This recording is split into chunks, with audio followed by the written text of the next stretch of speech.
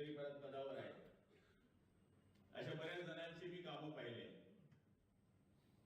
पण मला आवडणारे 4-5 जिल्हाधिकारी माझ्या आयुष्यामध्ये मी पाहिले. त्याच्यामध्ये निंबाळकर साहेब आहे, राऊत साहेब आहे, नितीन राऊत आहे, आपले साहेब आहे, आता गुगे साहेब आले, त्यांचं बी ऐकलं मी. हवामानाचा अंदाज आम्ही घेतो. आणि आमचे कलेक्टर अपक्ष होते, कोणत्याच पक्षाचे, पण आम्हाला वाटायचे की आमच्याच पक्षाचे. म्हणजे बॅलन्स ज्याला ठेवावं लागते ना,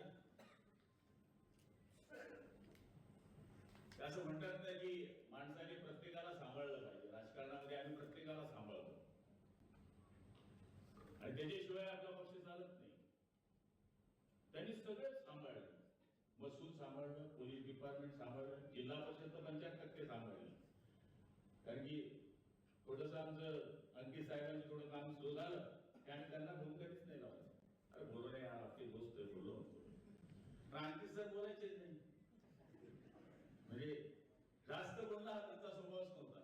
माणूस चांगला, माणूस वाईट नाही, पण आम्हाला अडचण आली की मित्र म्हणून, भाऊ म्हणून, म्हणजे मी तर त्यांना कलेक्टर कधीच समजलं नाही.